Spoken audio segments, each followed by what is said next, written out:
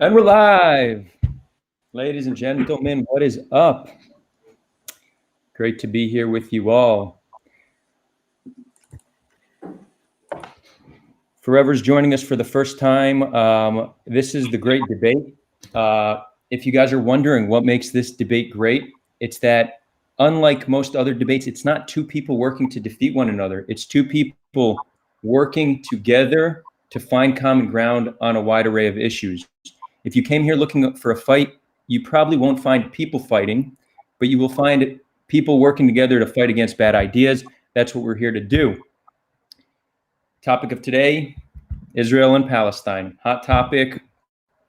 As you know, as an Israeli, this is close to heart, close to home. This is the main topic of discussion on the Great Debate, but we have decided to begin to expand to many other topics of discussion. So feel free to reach out to me. Let me know in the comments, what other topics you'd like to discuss, and we'll try to get a proper discussion going on that topic. If this is your first time here and you like this content, please subscribe. We're doing 2 debates a week. In addition to that, we upload much other content. I am very happy to announce my 2 guests. It's their first time ever on the Great Israel-Palestine Debate. On my bottom left, Antwan Saca, born in Jerusalem to a Christian family from the city of Bethlehem. He has been working toward the dream of peace and justice in the Holy Land throughout his entire adult life. He previously worked as a program coordinator at the Holy Land Christian Educational Foundation and as a research assistant in the area of urbanization and geopolitical monitoring at Applied Research Institute in Jerusalem. In the past years, he served as a youth leader and was a member of the One Voice movement. Antwan graduated from the Arab American University of Jenin with a bachelor's degree in public law. And to my bottom right, Rabbi Yehuda HaKohen is a West Bank Jewish educator and organizer. As a leader in the Vision movement, he works to empower students to become active participants in the current chapter of Jewish history. As a founder of the Alternative Action, he organizes grassroots dialogue sessions for Palestinians and Israelis seeking to transcend competing one-sided narratives in favor of a more scientific analysis of the factors forcing both peoples into conflict. It is such a pleasure to have you both here. Happy to be here. Your description includes work you do with narratives and competing narratives. So I know you have a very interesting perspective regarding narratives. So I'd like to start with you sharing that perspective with me and the audience, please. Well, the way I would define a narrative is a collection of facts that are selectively chosen and contextualized within an ideological worldview. So just because we're speaking about the last 100 years of history between Jews and Palestinians in this land, in the last 100 years, we probably have millions of facts, but each side tends to choose the facts that support their narrative.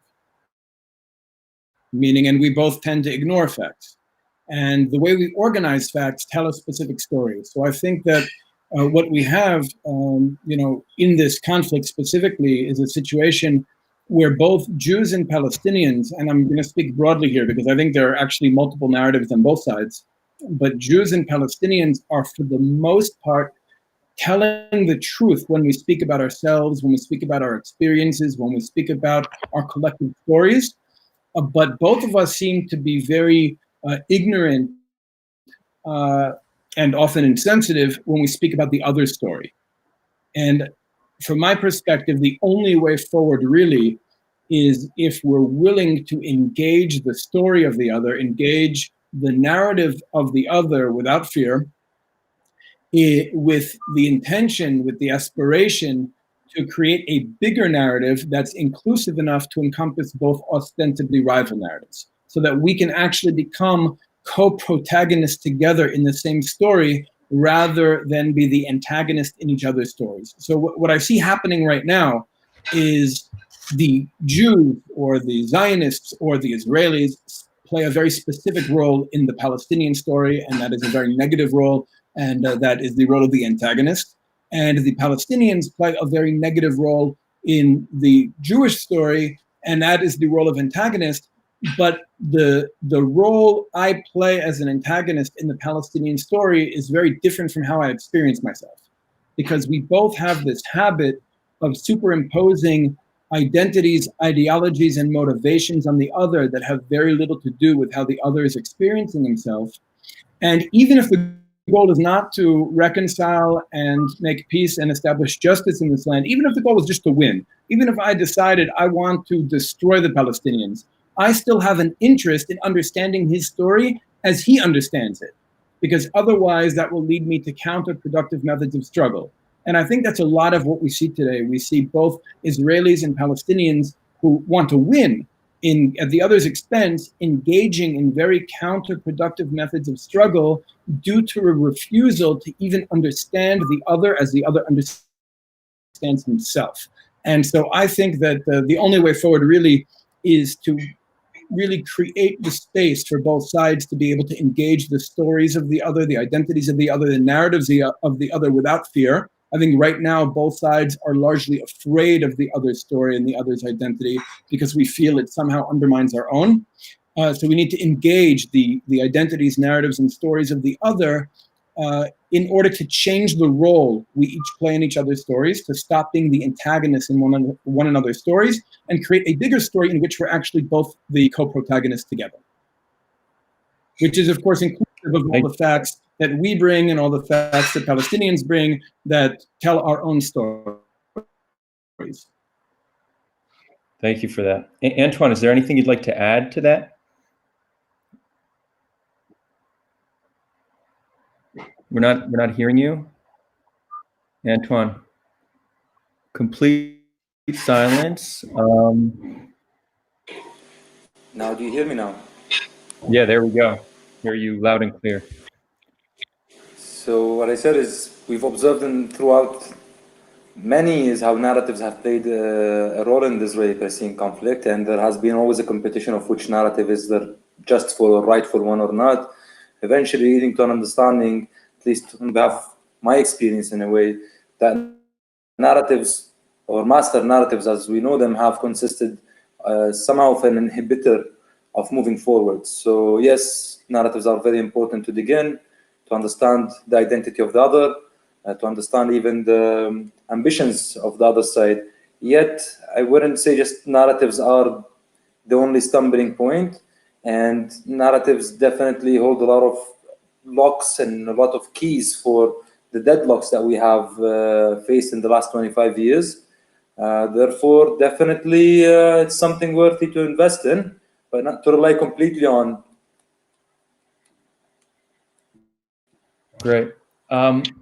So a common theme that I'd like to stick to in these discussions and in general in activism is trying to look at things in terms of what we can do from a policy position and what we can do from an interpersonal position. So, building a unified narrative from an interpersonal position, it entails having conversations like this, getting to know the other side, truly listening, and just engaging in dialogue.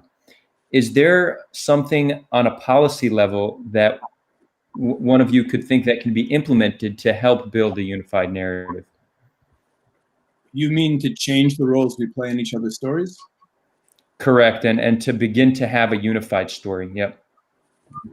Well, I think that right now, part of the problem, and I agree with Antwan, that narratives aren't the only stumbling block. There are many things we have to address, but I think one of the major obstacles to moving forward is the fact that both sides are so afraid of the story of the other and so closed-minded to the story of the other.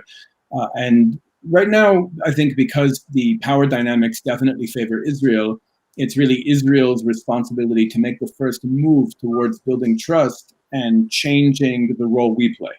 Meaning I don't expect it of Palestinian society at this point, because I think Israel has the power and should have the sense of security to be able to make the first move. I think one of the major moves Israel can make, I don't think our government is thinking this way right now, but I think the opportunity certainly presented itself when the Americans started to withdraw funds from the Palestinian Authority.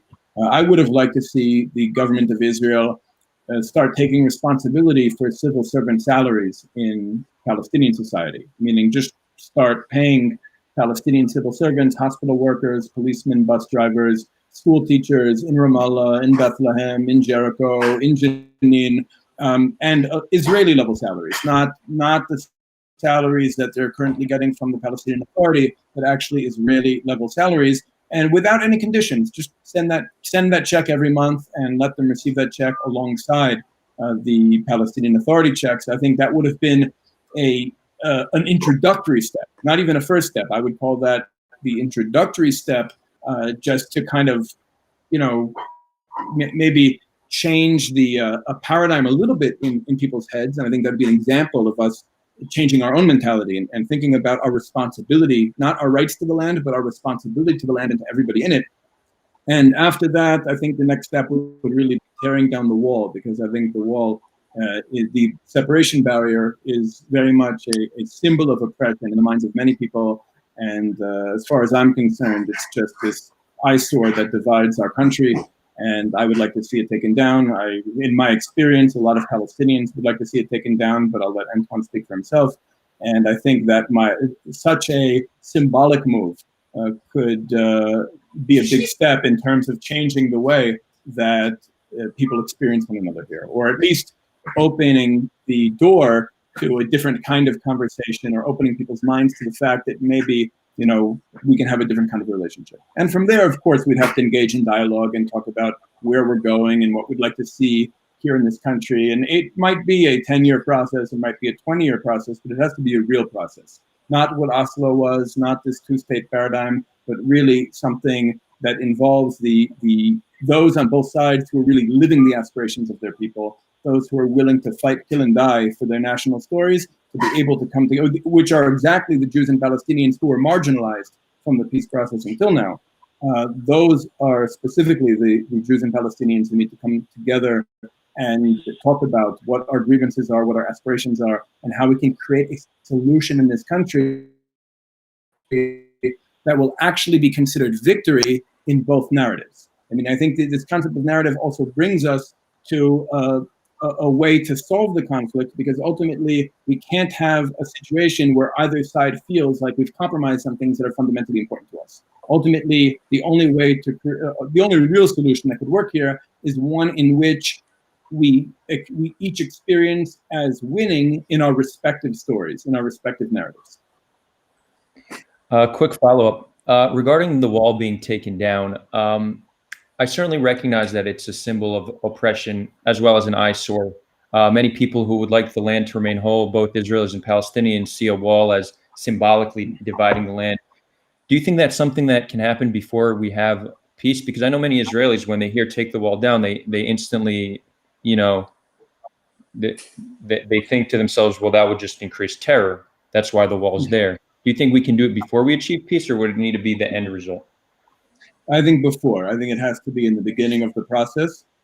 And I also don't buy the line that the wall has been protecting us or stopping terrorism. I think the wall has been a political tool to condition us to accept the two-state paradigm even after the Oslo Accords failed. Okay, fair. Antwan? Well, going back to the question, and how could we influence narratives to be more influential towards moving forward? I think we have to take a step back and look actually innerly, each in our own community, and understand the narratives that we gather and that we hold. Each of us has a narrative, part of their identity, that we know as a master narrative, that celebrates many things of our being and existence, but denies the existence of the other. If I am to look at my Palestinian liberation narrative, it holds complete denial of the other existence. Similarly, in Zionism and the policies that has been created throughout the last 100 years has been based on also denying the existence of the people in the land. So that's what I believe the hard work needs to be done, each separately in our own community, coming to points to digging into our existential narrative, the narrative that we have been feeding on for the last 100 or 200 or even hundreds of years, and actually ask the questions that we've never asked before, and open the spaces for those questions. And self-critique is major part of that I haven't seen happening in both camps when it comes to narratives. That's where I believe then we could be coming to a generation or to a place where people can challenge policies and create new policies that do not respond only to the existence of one side only, that does not only deal with the human security of one side only. The moment Zionism, for example, in my view, in how it's marketed, a land without a people, people without land to a land without a people, it completely denied my existence and my human security. And as long as we cannot come to a point where my partners cannot self-critique that, I think that's where we're wasting time. Similarly, on our side as Palestinians, the moment we don't self-critique the narrative that says it's only our nationalism and it's only our identity in this land, then that's where we will fail to move forward. That's when it comes to those narratives and how, in my view, to actually work with them. It's not going to be a meltdown of narratives into one narrative that we will hold together. It will have to be each of us going to our own narrative and checking what's those small stories that are part of this big narrative that actually inhibit us from moving forward. What do we need to challenge on that level? To your question of security, wall, and do we need that pre or after? I don't think right now the Israeli community is willing to buy a narrative that says that the wall is not there for security reasons. This has been the most fed narrative in Israel justifying any practice so far since 1948, which is security, understandably. And that's, I believe, where also that needs to have a huge questioning around, because not everything that has happened in the land since 1948 has been actually helping security or calmness in the region. Thank you for that, Antwan. It seems like the wall conversation has gotten many in the audience heated, which is cool. It's natural. It's a topic that actually affects people.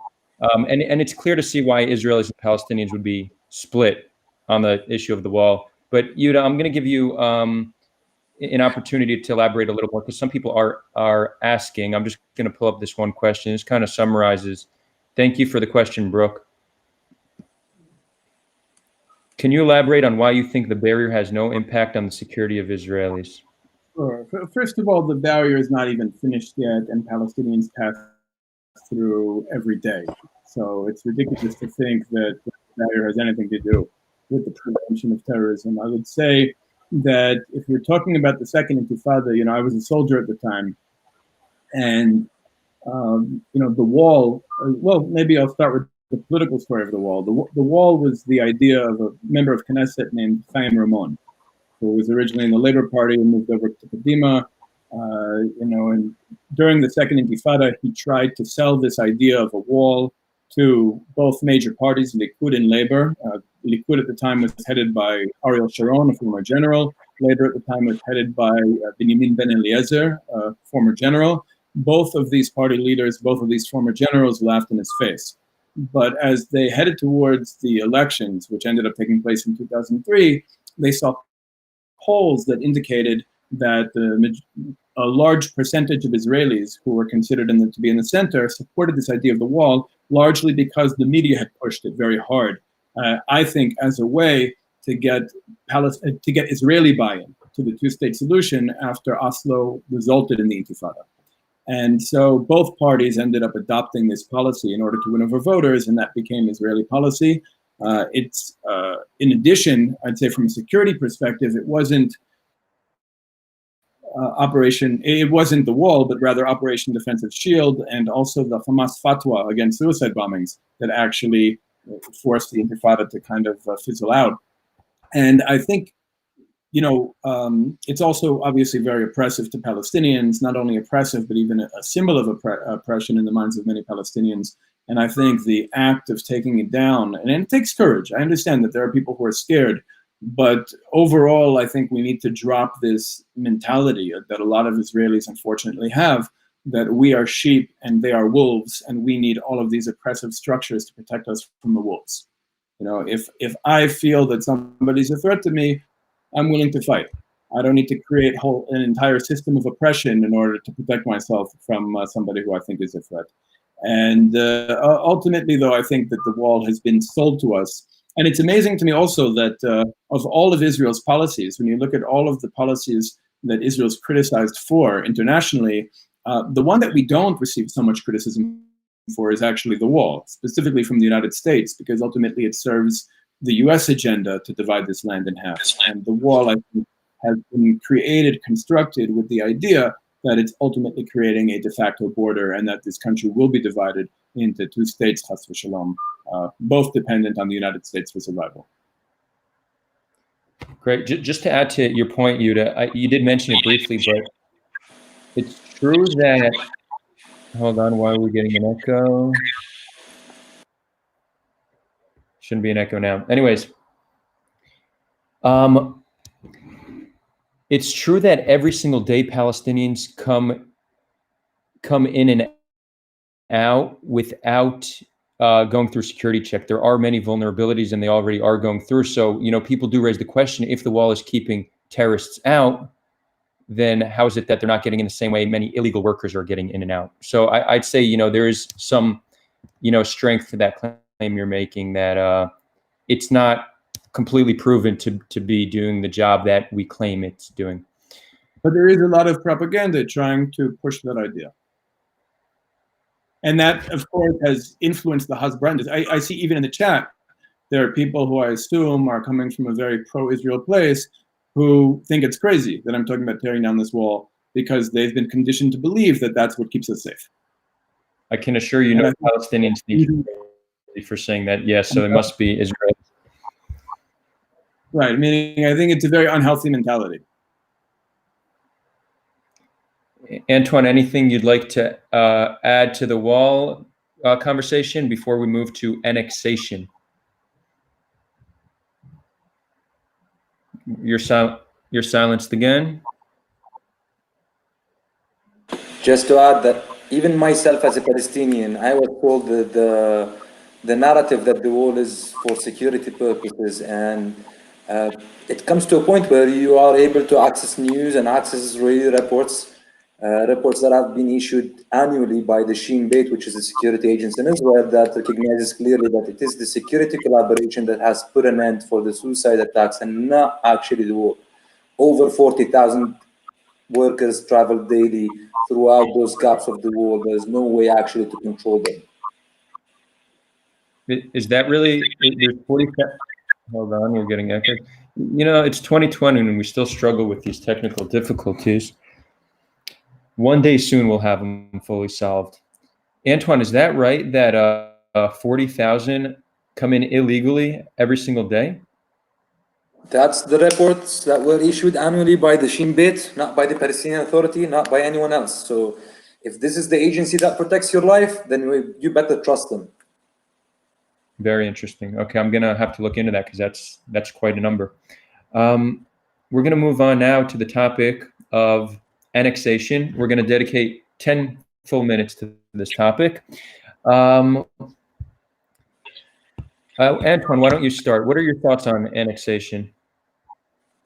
Well, beyond the reality that annexation would mean technically the full death of the two-state solution, the full death of hope of a two-state solution for those who yet believe in a two-state solution in the framework of Oslo, it doesn't actually mean a thing, because that annexation does not change my life, does not affect my life, unless you're talking about a future Palestinian state within the Oslo parameters. In the present day, in today's life, this does not change my life. I'm sub to a military law. You are sub to a civil law. Annexation means basically that every Israeli who's living in Area C in the West Bank will be sub to the civil law, and I will be left again as a Palestinian, undermined in my human security right, and be subjected continuously to a military law. So yeah, this is what it means to me right now. Beyond that, the realities on the ground are not changing. Israel has been controlling the land since 1967 in the West Bank. Even with the existence of a Palestinian Authority, we have not been able to fully invest in those regions, in those lands in Area A, B, or C. And technically what it means is just Netanyahu fulfilling his promise of 1998 and saying Oslo is dead. So do you kind of see this as just progressing the inevitable of a one-state solution, and you see that as a positive thing? I don't see a solution right now that is acceptable on the table. It's not a matter of a one-state or a two-state solution. It's a matter of actually having people, communities on both sides coming to a place of recognizing that if the vision is not based on a human security compass, then we're going to lose it one way or another, one side or another. And that's where the major challenge is.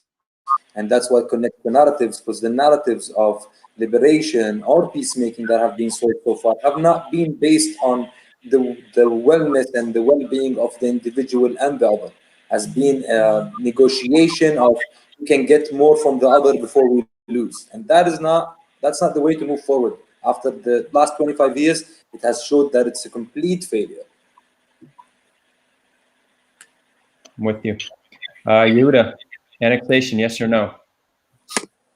Not within the context of the Trump plan. Meaning that I agree with pretty much everything Antwan said. The two-state solution hasn't worked, it can't work, it won't work, and in my opinion, it shouldn't work. I'm somebody who is very connected to his national story and very connected to this land, and I'm not willing to divide it. I've been fighting against the paradigm of a two-state solution for almost 20 years, and I think that we can finally bury it. In terms of annexation, I don't. First of all, I don't like the idea on principle. I find offensive the idea that we have to do this with American support or approval. I think that we have to function like an independent country and decide what our interests are and move forward. I think it's very dangerous to move forward with annexation within the context of the Trump plan, which is very ambiguous, meaning I think it's intentionally very confusing. And it talks about annexing 30%, not 70%, relinquishing claims maybe to 70%. And but I think one thing the Trump plan has done, because it's such a ridiculous caricature of the two-state solution, is just shown us, exposed how ridiculous the entire concept is at this point. So I do believe that this is one country. I do foresee this end, including Gaza, eventually with Bethlehem. But I think that the only way to move forward in terms of applying Israeli sovereignty to Samaria, Judea, the West Bank, Gaza, is with Palestinian buy-in, is with Palestinians actually experiencing Israel differently. And that requires Israel to, again, the power dynamics favor us. We have to make the first moves in terms of building trust and changing the role we play in their story. And of course, then enter a more reciprocal process. Great. You mentioned buy-in for Palestinians. What do you mean by that? That they have the right to be Israeli if they want to, but they can remain independent? I'm sorry? You said you mentioned Palestinians have the right for a buy-in. Is that the word you used? Right.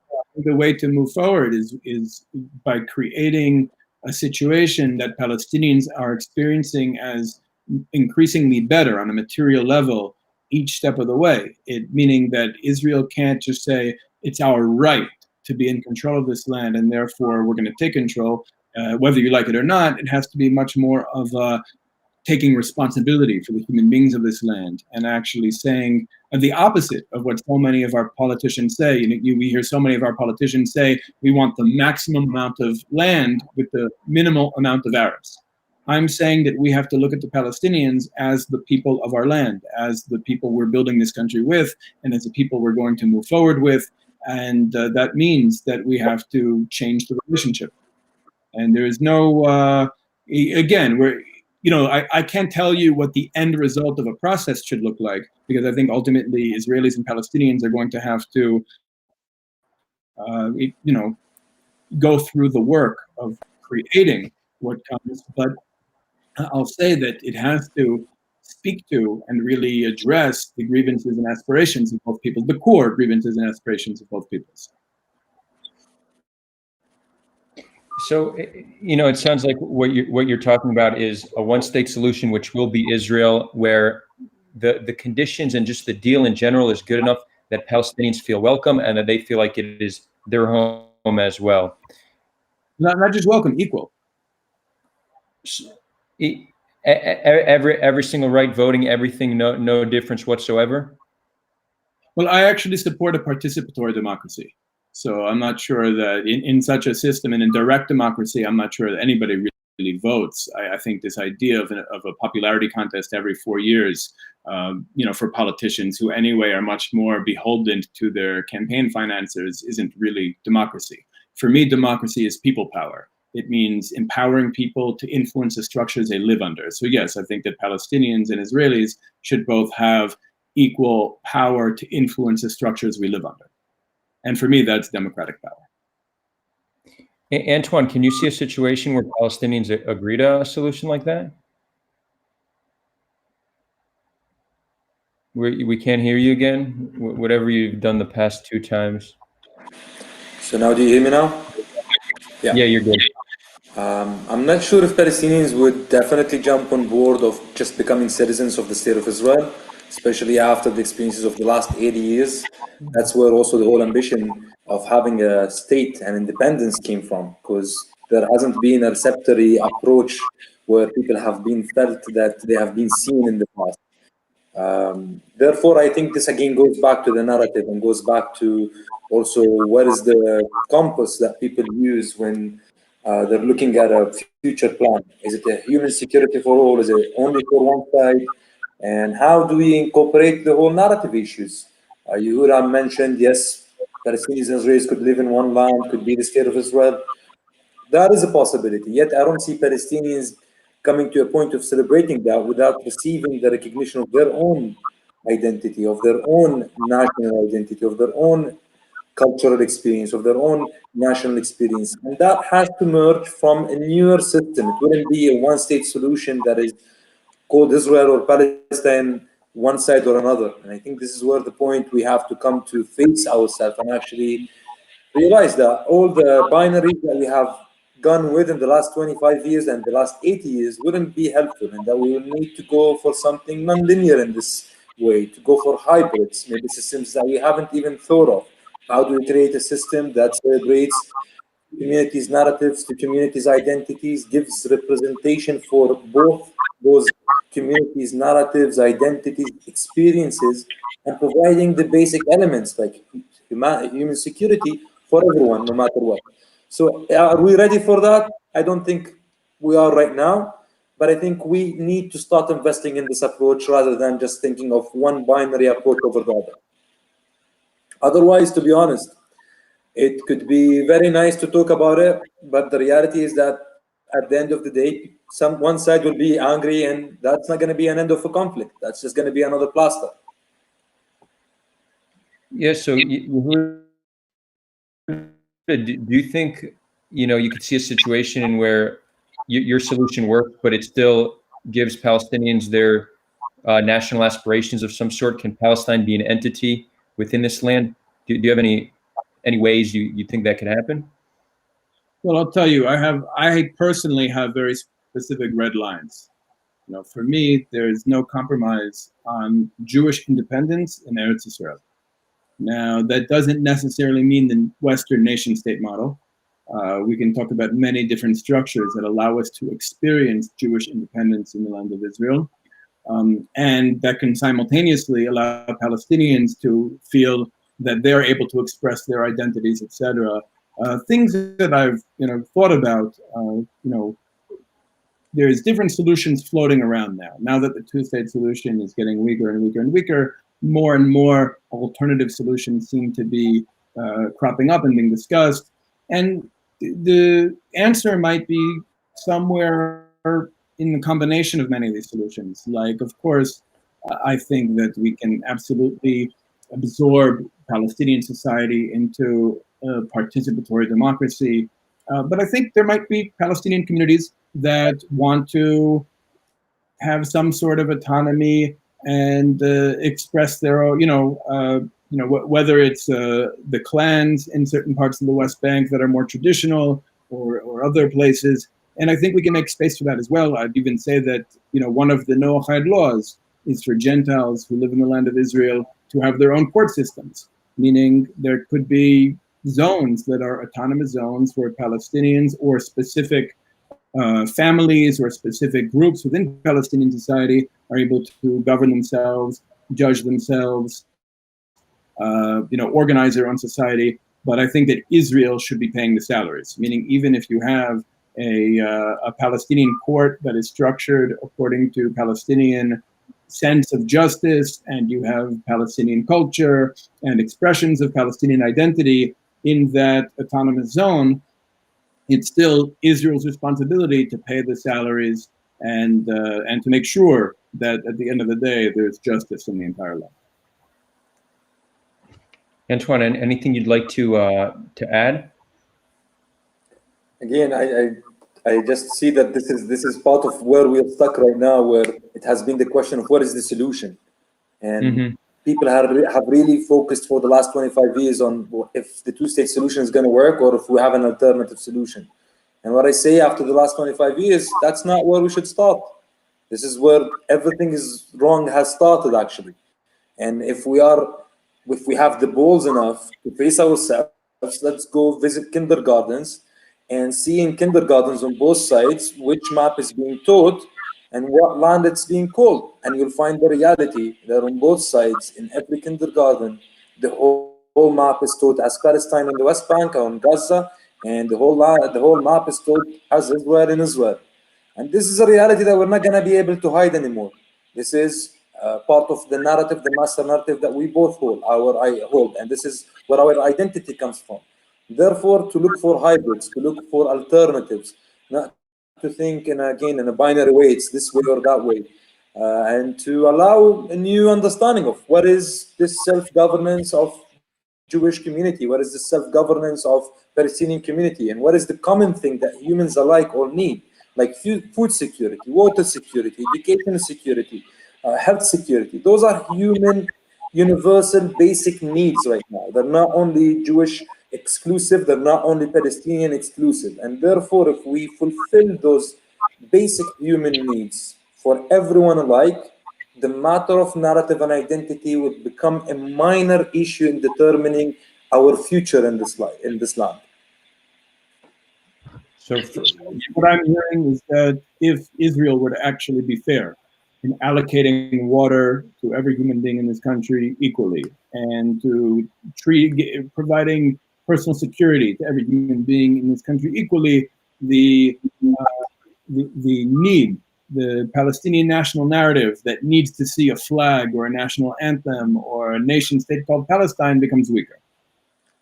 That's where you misunderstand me. What I'm saying is it's our collective responsibility as humans who inhabit in this land to make sure that everyone who lives in this land sleeps with a full stomach, has a right and access to education, to health, and beyond that, those matters of nationalism, flag is the self-expression of communities. Those matters wouldn't have any impact on my human security, on my access to water, on my access to education, my access to health. The reason right now I cannot access right of freedom of movement, right of land property, is actually that there is a narrative that gives this exclusively to the Jewish community. And this is where I again go back to the matter of narratives and exclusivity that we've been taught on both sides of who has the right to exist in this land. And if those are fixed, then those what I would call them side matters, like our culture, our narratives, our identity as communities could be celebrated without them being sold as threatening elements to the other. So it wouldn't be Israel's actual responsibility, it would be the collective responsibility. I don't want to hold Israel responsible for providing me water if me and my community are not being able collaboratively to develop our water security. Right, no, the reason I bring that up is because it's specifically the Oslo Accords that led us to the situation we're in right now that created an unjust distribution of water. Meaning, according to the Oslo Accords themselves, the water is allocated unequally. But that's not only Oslo, that's the thing, Yehuda. It's not only Oslo. The fact that I cannot access 32 dunums of my family's inherited land in Jerusalem does not come out of Oslo. It comes actually from a security order that was issued by the Israeli army in 1967, confiscating the land under the security pretext and does not allow me to access the land. And what happens 20 years down the road is that this land is allocated for development of Jewish communities. And again, if you look at this again, you'll distinguish that the compass of development, the compass that gives direction to any development, does not see the Palestinian as an eligible human that has that right. And therefore, if we don't change those root issues, we will not be able to move forward, in my view. Right. No, I agree, and that's an educational issue on both sides. And in our side, I think part of the problem here, and I get into this, I think, with a lot of Jews who speak about, for example, our indigeneity, like the idea that we're natives to this land. I say the problem isn't whether we're natives or not natives. The problem is that we're behaving like we're not natives. Meaning, I would say that Israel's military occupation of the West Bank actually undermines the Jewish people's legitimate connection to Judea and Samaria. Because the Jews in Judea were not the Americans in Afghanistan, but as you've pointed out, we behave like we are. And the only way we're going to be able to, I would say at this point, our liberation, your liberation, my liberation are very much intertwined. And I'd say that in many ways, since 1967, and for some Palestinians even before, we were very much victims of a Jewish identity crisis. And almost everything is connected in this land. So it seems like there's an across-the-board agreement that any solution we propose, it seems like it would fail because the ground is not ready for peace to be born. There's so much work that needs to be done beforehand on an educational level, on a policy level, on a cultural level. And once we get the playing field ready for peace, that's when the solutions can begin to be born. Right, but I think it's important we talk about who become the peacemakers, meaning who are our respective ambassadors to the community of the other, and what is the mentality shift that needs to take place. Meaning, I hold very strongly that in order for us to move forward, we have to first of all reject the two-state solution entirely. We have to create the conditions and create programs for the Jews and Palestinians most fully living their people's aspirations, not the westernized diplomats from Ramallah and Tel Aviv, but those who are willing to fight and kill and die for the things that are most important to us, to be able to come together and engage the story of the other, the identity of the other, the narrative of the other, without fear of it undermining our own. Meaning, I believe that if we're going to say, I'm not in power and Antwan is not in power, we don't make any real decisions in terms of what's going on at a policy level. The best thing that we can do is facilitate dialogue sessions for those in our community who live their identities very strongly and very deeply, to be able to meet the other and actually hear his story and find a way to create a bigger narrative that transcends the ostensibly rival narratives.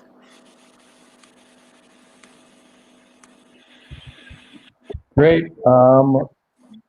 Antwan, anything you'd like to add before we move on to a slightly different topic? Let's move on. Cool. I guess we'll take a quick intermission. The intermission is to welcome any viewers who were not here from the beginning. This is the great Israel-Palestine debate. We do this every single week. Our two guests, Yehuda HaKohen and Antwan Saca, it's their first time. They're doing a great job. And one of the ways you can tell they're doing a great job is that this video has 17 upvotes and 0 downvotes. When have you ever seen a discussion on the Israel-Palestine conflict that had only positivity? So I would say that is testament to our guests doing a great job. By the way, a link to their contact information, their Facebook and their website is in the description. So if you want to get in touch with Antwan or Yehuda after this discussion, feel free to reach out to them. They love to engage in dialogue. My info is there too. Feel free to reach out to me as well. And if this is your first time here and you enjoy what you see, please subscribe. Yehuda, can I also plug our magazine? We have a whole online magazine where these conversations are taking place, more on the Jewish side, meaning in terms of the internal Jewish conversation pertaining to what we're talking about, and that's visionmag.org, Vision Magazine, visionmag.org, and the conversation we're having internally within the Jewish community is taking place there. Brett, I just put visionmag.org in the chat. Someone commented 26 upvotes. Yeah, people heard my call and threw their support forward. So thank you. I'm interested.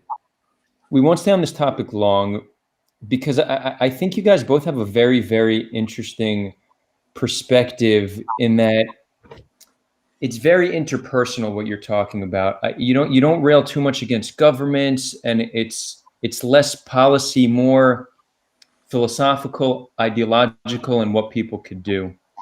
I have a feeling you would be in agreement on this issue as well, so we will do it quickly unless we find disagreements, and then we'll stay on this. But settlements.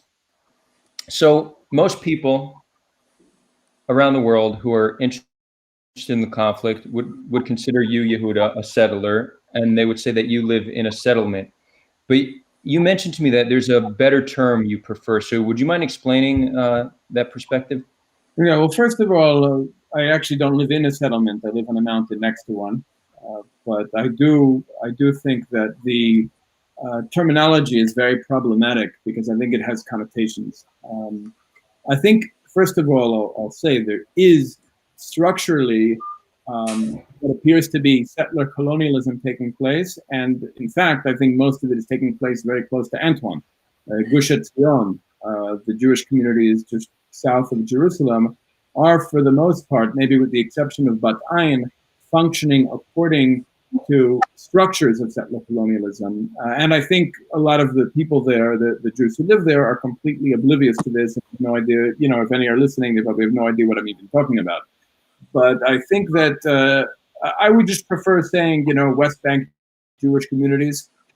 In English, the word settler has a connotation of being an alien, being a foreigner who's in a place you don't belong. And in Hebrew, the word mitnachel, which shares a root with nahala, which basically means like tribal inheritance, has a connotation of indigeneity. So I think when we use this English word settler, we're already, making the claim that the Jews have no legitimate reason to be in the West Bank, in Samaria, or in Judea, where for us, in our story, this is really the cradle of Jewish civilization. And I'd say we're not monolithic. The Jews living in the West Bank are not a monolith. There are huge divides between Jews living in Hebron and Jews living in Efrat, Jews living in Beit El and Jews living in Ma'ale Adumim, Jews living in Yitzhar and Jews living in Shiloh. But I would say the common denominator that I think we all probably share is this idea that we're a proud ancient people from this land. We were unjustly displaced against our will by the Roman Empire. Somehow we managed to survive, keep our identity intact, and return against all odds 2,000 years later to the land we were displaced from. And now we experience the international community trying to displace us again through this two-state solution. And the only means of resistance we figured out so far has been to populate as much of the West Bank as possible to make it impossible to remove us. And that's kind of the story most Jews living in the West Bank are experiencing. And Palestinians are actually very peripheral to this. They're not really even the antagonist in this story. The main antagonist in the story are Western governments trying to impose a two-state solution and displace us from the lands that we've struggled for so many centuries to come back to. So you would prefer Jews living in the West Bank to settler? Sure, West Bank Judean. I like the term Judean, but West Bank Jew is still better than settler. I think settler is a very negative. And again, I acknowledge that in many cases we are unfortunately still living as settlers, and that is part of our identity crisis that we need to unpack. I think that one thing, and this is very internal, I guess, to Israeli society. In 1948, we beat the British. We had roughly a 10-year anti-colonial struggle against British rule. The British left in 1948. And what we did was we basically took down their flag and we put our flag on their system. We continued the structures of the British mandate, the system of the British mandate, but with Jewish decorations, and we called it a Jewish state. And we never went through this very necessary post-colonial process of actually figuring out our identity. What does Jewish state mean, what values, what identity should be expressed in the policies and institutions and structures of a Jewish state. We just basically created a European-style nation state with some very shallow Jewish decorations that are actually very hard and very othering to non-Jews, but not deeply Jewish enough to satisfy the Haredim, for example. And I think moving forward in terms of what we call a Jewish state, we need to kind of shift towards a state that's much more softly Jewish, but at the same time much more deeply Jewish, meaning those with the most Jewish literacy, with the most Jewish education should be able to see the Jewishness, our identity being expressed in the structures and policies and institutions, while those who are not Jewish barely notice it's a Jewish state and just experience a democratic society with their full equality. Which means can you a state that's deeply Jewish, but more softly Jewish. So does that mean that there's no law that is an actual Jewish law? So for example, is your idea that Israel will not be a theocracy in the sense that Jewish law is actual law of the land, but culturally there's Jewish elements? Is that what you're saying? More than that, I would say that it's not the final laws that necessarily have to be Jewish law, but the legal structure. Meaning, for example, Jewish law has developed for thousands of years and is actually much more advanced than Roman law, which is the basis of Western law today. So if our people have an ancient legal system that's developed over the centuries and continues to a certain extent developing even today, then if, for example, your dog damages my bicycle and we find ourselves in court, I think the judge should not be ruling according to British common law, but according to Bava Kama. Now, there's nothing about that that forces people to observe any halachot. It's just our people's understanding of what justice is and what our people's understanding of what justice is for centuries in the case where one person's property damages another person's property. So I'm talking about the actual legal structure on a much deeper level than just what the end result law is. Okay, great. Antwan, any thoughts on that, or in general on Jews living in the West Bank? I think there has been a lot of expected on the Palestinian side to give kosher certificates for Jews who live within proper lines or not proper lines. The bottom line for me, an Israeli who inhabits the land right now and does not see my existence, my human security as an equal, is not a partner for peace. Whether you're living in Tel Aviv or whether you're living somewhere else. I am not gonna give a kosher certificate for Israelis who live in the land, who lives in Tel Aviv versus someone who is in the West Bank. For me, both are occupation. And just to elaborate more, what does that mean? It means that basically your existence as is within the scope of policies that has been created does not see me, does not see my existence, does not see my human security. Therefore, am I requested to give a kosher certificate for Israelis? Who's a good Israeli? Who's a bad Israeli? That's not my job. That's your own internal debate as Jewish community. To understand yourself, to understand whatever you want to be in. Eventually, what it matters to me as a Palestinian, that wherever policies are made, is to see me by the end of the day as an equal peer in this land who deserves the same rights that a person who lives in Tel Aviv enjoys or a person who lives in the West Bank enjoys. And again, this is why annexation does not really affect me because I'm sub to a military law versus Yehuda or Yuadar where you're both sub to a civil law. You know, I need to tell you both that I've truly appreciated this conversation so far because you both see things so vastly different from what the mainstream is. It's like literally almost everything you both said is quite original and not heard in the mainstream. This, I guess I'm going to do this live, but I'd like to invite you both to do a one-on-one session on my podcast, Standing Up, where you guys will just both have way more time to get deep into the issues and really explain, you know, your perspectives, because I think you both have a lot to offer, and it's really refreshing to hear a lot of what you're saying. We have around 20 minutes left before Antwan needs to leave. I can stay on a little bit longer. Yehuda, you're free to stay or go, up to you. But let's do some questions. I see the audience is active. They want to know some stuff. Audience, now's the time to ask some questions. If you asked a question earlier, please ask it again because too much chat to look through. Here's a good, this is from Kate. Nope, wrong one. Bedir, maybe that's a question that we'll ask. I just want to look at it first. Kate, question for Antwan. Would you say it would be an aspiration of the Palestinians to institute Sharia law? Well, that's another, again, another thing that we Palestinians need to start our own conversations in. I'm a Palestinian, but I'm not a Muslim. Therefore, subbing to whether a halakha law or a Sharia law is not my interest.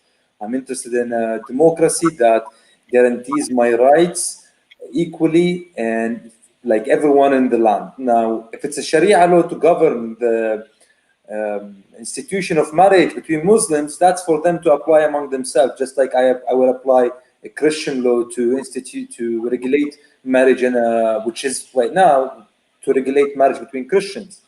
So is it about Sharia law? I don't think this has been a scarecrow tactic that have been used for the last 25 years. Why Israelis should separate from the Palestinians because they're going to be an Islamic state and so on. And my invitation for Israelis would be actually to go beyond this, or actually to ask beyond this. Do you really know Palestinians? Do you know the foundation of the Palestinian identity even? The whole Palestinian identity evolved as an anti-religious, anti-tribal identity. It was the first identity that emerged in this region post First and Second World War that was actually against tribalism and specific religious tribalism. The first Palestinian parliament that was found in the 30s had Jews, Christians, and Muslims in it. The constitution was very clear then that it's not a Muslim state. And therefore, yeah, in a Palestinian identity, all colors should be welcomed. All religions have a space in my wish and in my vision for a future of a Palestinian identity. And definitely it's not my wish or interest to have one side over the other, religiously or politically. I'd like to add to what you said, Antwan. I think your response was great. And I think something that people need to understand, I saw questions being asked about Palestinian culture as well, seeing Palestinian culture as a roadblock to the peace process. It's important to understand that culture is not created in a vacuum. It is a result of environment. So much of what you can point to as being problematic in Palestinian culture very well may be the living conditions that Palestinians currently are living under. When people are in despair, when people are in pain, when people are suffering, that breeds extremism, and it often breeds religious fundamentalism. There was very interesting Pew polling from, I think it was 2014. The numbers may have changed, but it showed 80-something% of Palestinians support Sharia. And it showed in Lebanon, only 29% support Sharia. What's the difference between the Lebanese and the Palestinians?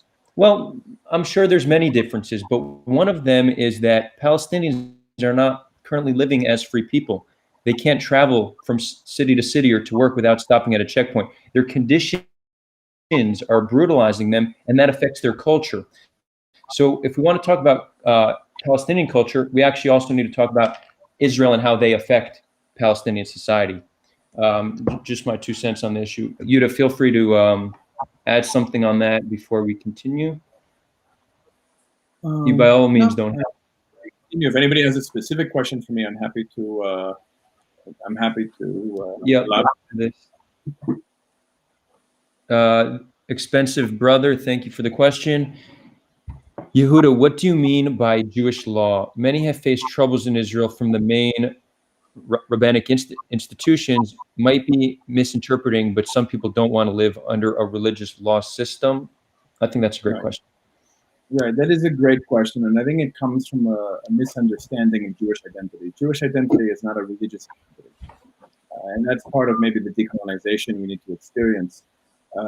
We actually, the children of Israel actually predate a lot of these social constructs like religion and nation and culture and ethnicity and race. You know, we existed before all these concepts.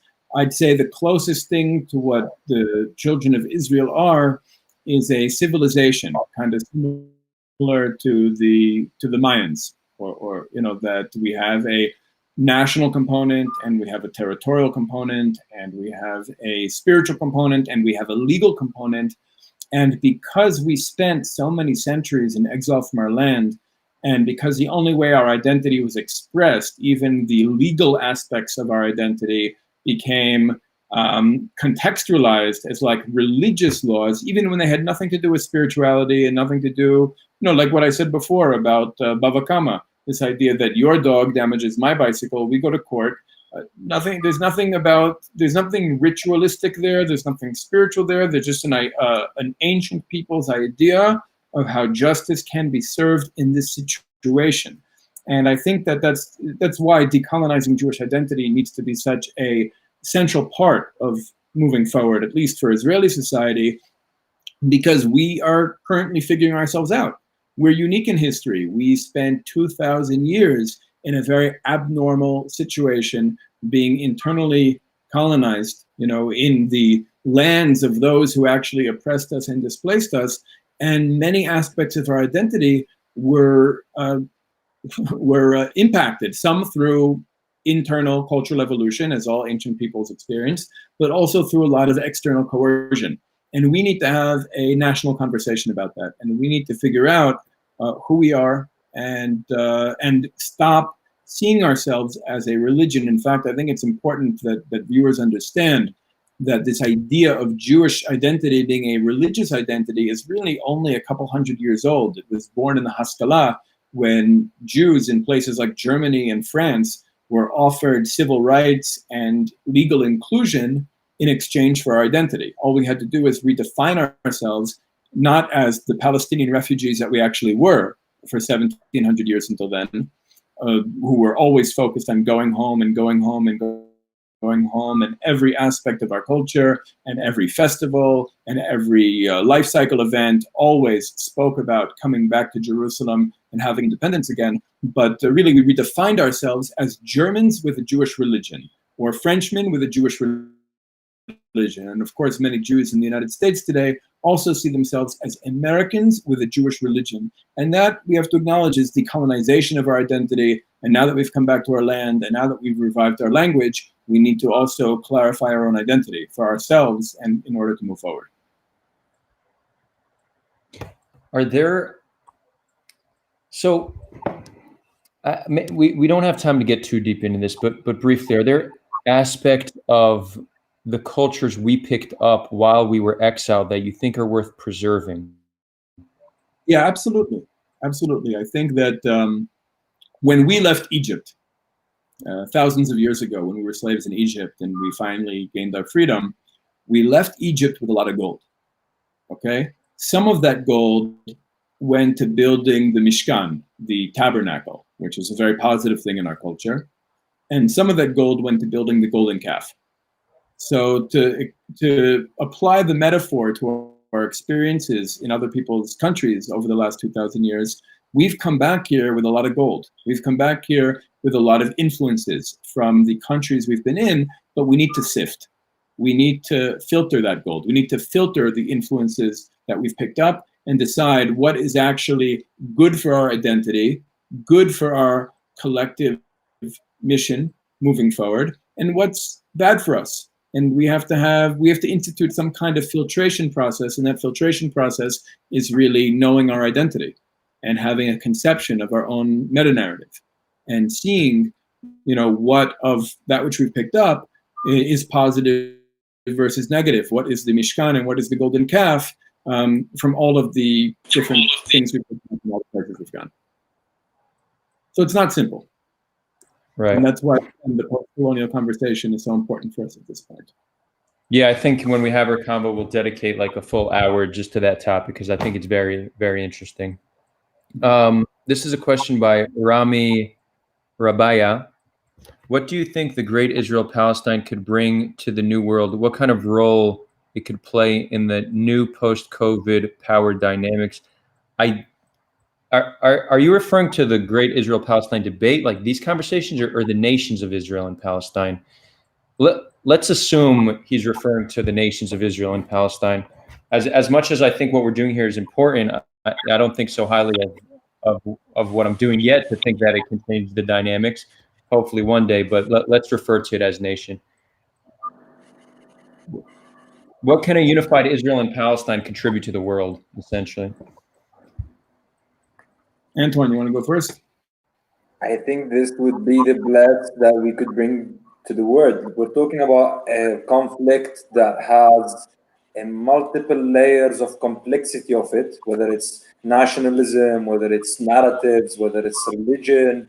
If you look globally, you see Islamophobia, you see anti-Semitism, anti-Christianity, anti-whatever. And coming to a reality where we are stuck actually in a small piece of land, and we have all those things that are of the bigger conflicts that exist globally, all found in a tense small piece of land. If we are actually to mature a bit and find a way out, yeah, we could bring something good for the world. We can be bringing an understanding of how to move in this complexity, how to create new worlds within this complexity. Within the parameters of COVID, I think COVID has proved everyone that nobody is immune. No state, no country, no army. Armies are useless right now. The only army that is useful is the army of doctors. And therefore, to really go back in and to re-understand if we are brave enough, where to invest, the human security element, what is needed basically for people to maintain their existence, to maintain and to go into not only survival, thrive it also. So yeah, if we are mature enough, if we are given that space, maybe we can bring that gift to the world. We're talking about basically an image that defies the Islamophobia, defies anti-Semitism. If you're talking about Palestinians as Christians and Muslims and also as Jews living together in one land and coming to solve this, it's in a way a lesson that could be taught globally, not only locally. Okay, I just want to add, I what Antwan said. I'll just, from a historical perspective, it's important to acknowledge that every time the children of Israel have had independence in this land, we've given the world something. We've actually impacted the world in a positive way.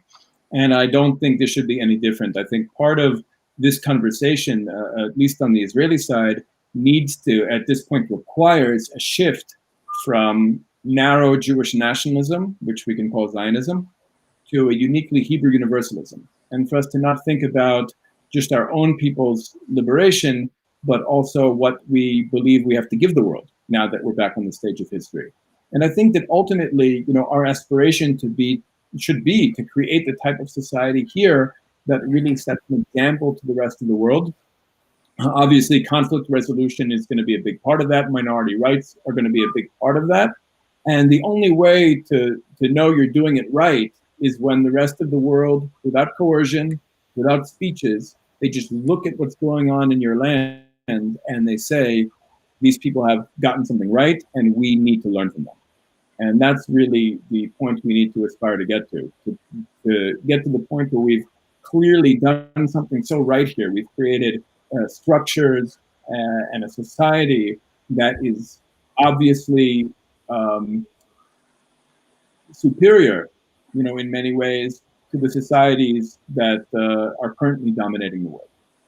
And I would go further. I actually think Israel came back to life after 2,000 years in order to lead mankind into a post-capitalist world.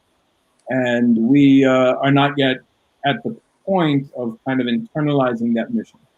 But once we figure out who we are and what we came back to life for, and not only do I think solving our issues with the Palestinians will become so much easier, but also we'll stop playing defense and start playing offense and start really thinking about what we have to offer mankind and what kind of world we want to see. Thank you both. Antwan, before you need to run, I do have a follow-up, but Antwan needs to run, so I want to give him some final words. Is there anything you want to say before you have to go? Just important for me to mention for the viewers that when we are in a way blessed specifically at such times to have a space where such communication can happen in a healthy approach, it's very important to distinguish that this kind of communication happens for a limited reason. This is not the way of making peace. This is a tool that helps us come to a point of understanding what we need to move forward.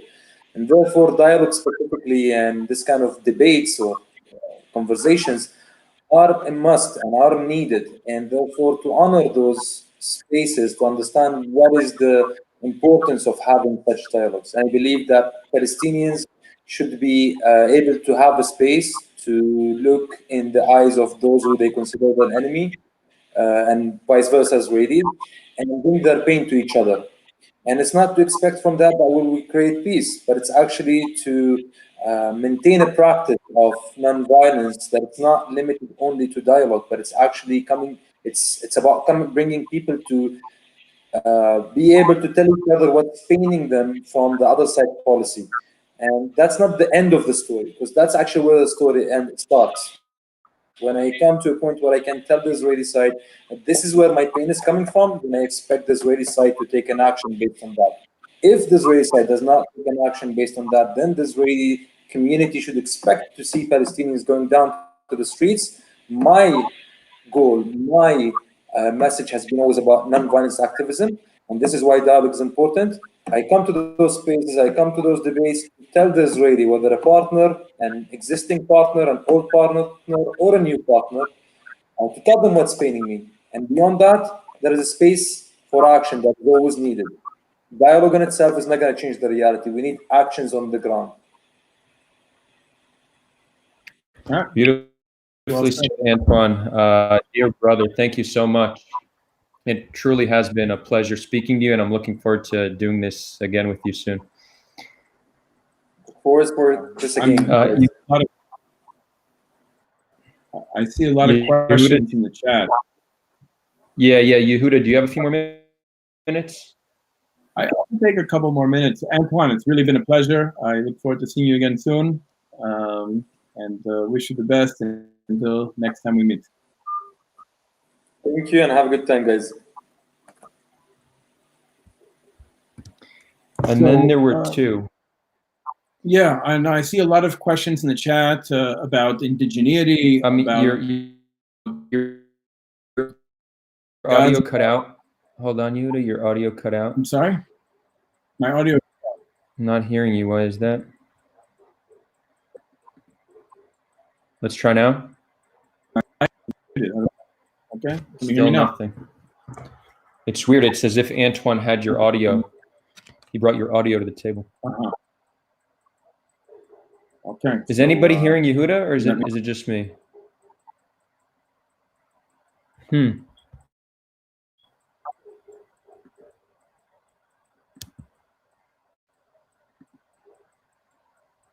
Yehuda, try now. Can you hear me? Are you able to hear me? No? Oh, people are saying, oh, it's just on my end for some reason. Speak. Some people are hearing me, and I'll hear this later. I noticed a lot of questions about indigeneity, about Gaza, about security. I can try to address some of these questions with the few minutes we have left, if that's okay. First of all, I think it's important to acknowledge that this is probably the only conflict in the world where the concept of indigeneity has really been weaponized by both sides against the other. And I think that indigeneity is also a hard, there's so many definitions that serve so many different agendas. I think, when we say the Jewish people are indigenous to this land, I think it's actually more accurate to say the English word indigenous is a good word for describing the relationship we've always felt to this land. I think that's probably more accurate than just saying indigenous or not indigenous. And of course, I think Palestinians also have, indigeneity here. I think you can have more than one indigenous population in the land. And in many, I think even many of the Palestinians are actually descendants of our ancestors. So I don't think, who was here first. is a good argument in terms of moving forward. And I also don't think indigeneity should be used as a pro-Israel talking point. It's like an Israel advocacy talking point. I think when we discuss Jewish indigeneity, it should be within the context of connecting deeper to our identity, desiring to indigenize back into the Semitic region, feeling solidarity with other indigenous peoples, but not necessarily as a Hasbara talking point to prove that we are right and the other side is wrong. I think that's actually quite immature. In terms of Gaza, look, Gaza is part of our homeland. Gaza is part of the land of Israel. I was very active in the struggle to protect Gaza from Ariel Sharon and George W. Bush in 2005. I still haven't given up on Gaza. I'm still committed to returning to Gaza, but I think that return to Gaza, of course, will have to involve, getting Palestinian buy-in on the ground.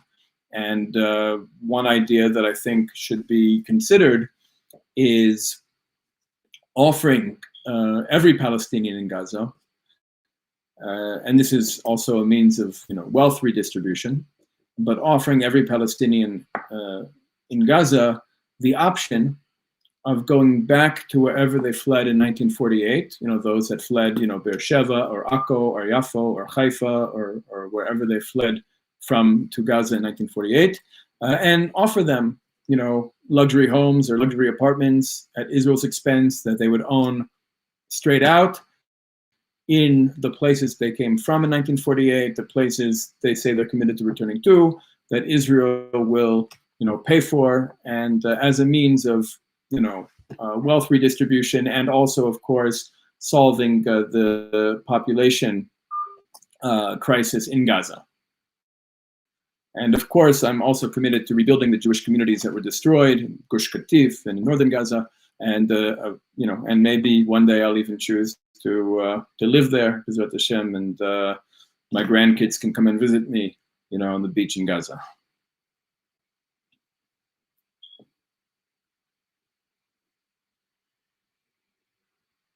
Now I can't hear you. Yeah. Oh. I was muted, but you came back halfway through, so I heard the second half of your response. Okay. I have a question for you. Sure. A lot of your narrative and your solution to the conflict has to do with Jewish identity and Jewishness of the land. My concern with this, I have a few, but one of my main concerns is, how do we give Palestinians the feeling that they're equal in a land that is so Jewish? And maybe it's not only Palestinians, anybody who's non-Jewish. Because I don't think the Jewishness. Again, sorry. I said this earlier. I'm not sure if you caught it, or maybe it won't satisfy you. That's a you question. But what I said before is that the Jewish character of the state should be such that it's most recognizable to those with Jewish literacy. Meaning, the more of a Jewish education one has, the more they'll see the Jewishness being expressed in the state, and the less of the Jewish education somebody has, certainly non-Jews, the less they'll experience or perceive the Jewishness of the state. Meaning that right now we have a European-style nation state with very hard Jewish decorations that are too Jewish for Palestinians, but not Jewish enough for Haredim. And okay. I'm talking about a Jewish state that's much more softly Jewish, but much more deeply Jewish. And by the way, when I say deeply Jewish, that could also involve a focus on the aspects of our identity that we share with other Semitic peoples, including Palestinians. Meaning Palestinians might look at some of the aspects of our state as expressing their identity, even though, Jews with deep Jewish educations might see those things as expressions of our identity. Okay. And again, I think that the more deeply Jewish society is, the more softly Jewish it can be. So I'm not talking about othering symbols. I'm talking about a Jewishness that's really deeply in the structures, institutions of the country, that's expressed in a way that's really only recognizable to those of us who have a real Jewish education, and to others almost. Do you have some examples of what that would look like? What a Jewish institution would look like? What's something that only once learning you would realize it's Jewish, but if you're not, it would just seem like regular part of society? Yeah, I mean, one is what I mentioned before about tort laws. I'll give you an example, the national anthem. I have a very strong emotional connection to Hatikva. I actually think it's holy. I think it was sanctified by Jewish freedom fighters who sang it on their way to British gallows. Yet at the same time, I recognize some very important truths about Hatikva. Number one, I think, even from a Jewish perspective, it speaks to a very specific experience that's not really relevant to this chapter of our story. It was very relevant to a specific chapter of Jewish history and in a very specific geographic location that is no longer our reality. In fact, I would say that Zionism changed those conditions or created new conditions which addressed the problems expressed in Hatikva. I also think that Hatikva is not Jewish enough for Haredim. It's very hard for them to sing or take seriously as a Jewish song.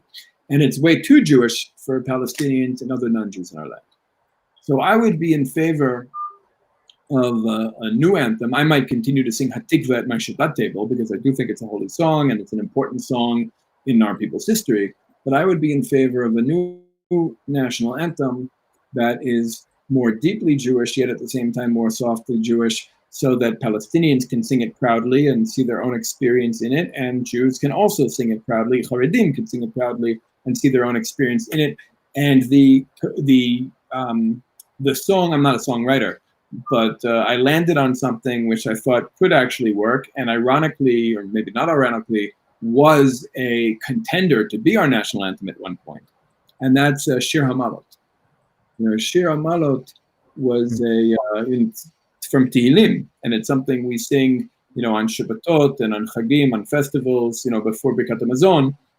If you think about, first of all, who wrote it, it was written by David. We consider him to be one of our greatest national leaders, king in Jerusalem, David HaMelech.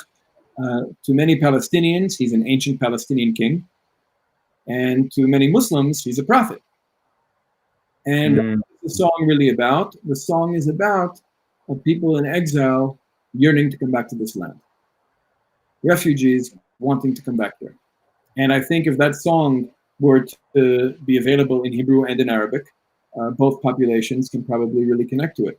Now, when I mentioned this to my wife, who I would also say is a pioneer in this post-colonial conversation, she said, well, why do we need to have a national anthem at all? That's kind of a feature of a Western nation state, and who says we had a national anthem thousands of years ago? Maybe we just don't need one. So, there's layers and layers and layers to this conversation. But ultimately, I think we need to be thinking about, banks not charging interest might be a good example. Banks not charging interest might be an example to what you're asking. Or Shemitah, like the Shemitah year, the sabbatical year, actually having socioeconomic ramifications in terms of the alleviation of debts and similar things. Like to really talk about what the Jewish looks like, not talking about forcing people to observe Jewish law. I never said that. I'm talking about what does a Jewish economy look like? What do minority rights look like in a Jewish society? To this day, there are Jews in this country who name their daughters Yael. Yael, the original Yael, was a non-Jewish woman who lived in our land, meaning she was part of a people that were our allies, a non-Jewish population that lived in our land with us as allies, and Yael did something that made her a hero of Jewish history to the point that over 3,000 years later, Jews still name their daughters Yael. Meaning, when we were in exile, there were two types of people. There were Jews and there were Gentiles. And for the most part, the Gentile was the oppressor. The Gentile was the enemy. But whenever we've had power, whenever we've had independence in our own land, there are many more categories of people. And I think that we need to take a more powerful approach. I mean, part of our problem is we're not comfortable with power. Now that we have power again, we need to be engaging these questions from a point of security and not from a point of insecurity. not from a point of vulnerability. Right. And it means actually asking ourselves the question, what is the ideal role of a non-Jew in our society? And I don't think that if we really had that conversation in a serious way, I don't think we'd be okay with the current structures that are in place and the way that Palestinians are experiencing this. Great. Are you and would you be open to certain aspects of Jewish culture that was once acceptable very well not make sense today? So you are open to, leaving some things in the past and not bringing them back. Right. When I talk about a post-colonial conversation, I want to be very clear about what I mean. I'll use a metaphor if we have 5 minutes. Sure. Let's say that you said you grew up in New Jersey, right? You were a teenager in New Jersey? Yeah. Okay, so let's say when you were 12 years old, a bunch of people, some local gang invades your family's home in New Jersey. They rearrange the furniture, they force you to adopt a vegan cuisine, they force you to listen to, I don't know, country western music, and there's nothing you can do because they have guns, and you're 12 years old, and you're basically powerless to stop them. 5 years go by, and now you're 17. And you decide you've had enough, and you decide to fight back, and you actually succeed in forcing them from your home. And now your home is free, your family is free. Now you have to have a conversation. Where did the furniture used to be? That's one part of the conversation. But another part of the conversation is, do we want to put it back, or do we like it this way? We might have gotten used to a vegan cuisine. It's healthy. But it was forced on us by the oppressor. So right. Do we go back to the food we ate before, or do we want to continue as vegans, or something in between? Also the music. I hate country western music because it was forced on me by the oppressor. But at the same time, I was 12 when they showed up, and I was 17 when they left. And a lot of my coming of age experiences really took place against the backdrop of that music, meaning that's been the soundtrack of my coming of age. So I might have very strong emotional connections to this music, which I also experience as the music of the oppressor. So that's the post-colonial conversation, really trying to figure out what we're going to put back the way it was, what we're going to keep as is. Yeah, and that's what Israel needs to do. And that's much more complicated than just saying we're going to go back to what things were like last time we had. I think that's actually a brilliant analogy. It's just taking a look at the room and asking if we're okay with how everything is, or if there's some things we'd like to change. Makes sense. Right. And that's a conversation we need to engage in. And again, I'll stress this point. I think in many ways, Palestinians are actually victims of a Jewish identity crisis. In 1967, we came back to the lands that we've been dreaming about for thousands of years. Like, we weren't really dreaming about Tel Aviv and Haifa for thousands of years. We were dreaming about Bethlehem and Hebron and Jerusalem and Shiloh and Shechem and Beit El and Jericho. These are the places that we have been obsessed with and preoccupied with for thousands of years. And we came back in 1967, but we said, okay, on the one hand, this is the cradle of Jewish civilization. But on the other hand, the Americans and Europeans don't want us here. But on the other hand, we need these mountains to protect our densest population centers. But on the other hand, there are all these non-Jews here. What are we going to do with them? So for the last 53 years, we've done everything and nothing. We've basically been unclear ourselves about what we're doing.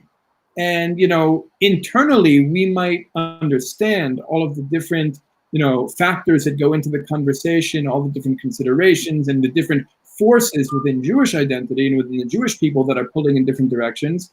But Palestinians might not be sensitive to that. Palestinians might just experience themselves being lied to all the time. Well, we say one thing, but do another thing. So I think we have to be very clear. We have an obligation, not just to ourselves, but also to the other peoples in this land, to actually unpack and heal our trauma, because we have lots of trauma. We came back to this land with a lot of trauma and a lot of insecurities and a lot of internal colonization. We need to unpack that, and we need to get healthy, not just for our sake, but for the sake of the other people's sake. Beautiful, brother. Anything you'd like to wrap it up with? No, just give another plug for the Vision Movement and Vision Magazine, visionmag.org. You could find that in the description. You can find Yudah's contact. There's an option to Subscribe, subscribe exactly. and join us. I've seen, by the way, while this has been going on, I've seen a lot of really interesting conversations in the chat, and I really invite everybody, also Adar, and also all of the people joining us, and all the people who are later going to watch this on YouTube. I invite you to join the conversation. And and from my perspective, that really begins with subscribing to the magazine and participating in this conversation, because it's not just a conversation that should be happening in one tiny ideological Jewish movement, but really within the Jewish people and within the entire land, with all of the peoples of the land, and maybe ultimately in the entire Semitic region, because we've all been victimized by imperial powers, over the centuries, especially in the last century. And the only way forward really is unity. Well said. Great to have you, Yehuda, and I'd love to have you back soon. Thank you. Guys, whoever's still here, we'll still continue for a few minutes. First of all, thank you for joining. I want to tell you that I've seen, this is the 8th debate, and I've already seen a difference in how the conversations are happening in the chat. People are more respectful. And in general, we're seeing less denial of each other, of each other's right to self-determination, and just acceptance of the other's narrative. We are, for anyone who doesn't understand why that's wrong, because I did see some people, just negating any people's claims that they have right to this homeland. You will never convince an Israeli or a Palestinian that they don't have the right to this land. You're starting your argument in a position where nobody will hear you except for people who already agree with you. That is the definition of preaching to the choir. You will never, ever, ever convince somebody that they do not have the right to exist the same way you do. So get that narrative out of your head. Appeal to people in a way that they are willing to listen to what you have to say. Again, I'm seeing great improvement from the earlier debates. I still see some signs of it. Maybe it's people who are here for the first time. Let's get off topic, because I see there's a little veganism conversation. Yehuda, I see you're still here. I could keep you in if you want to. I'm listening to you. Okay, fine. I'll hide you. Ping me if you want me to add you in. Okay, veganism.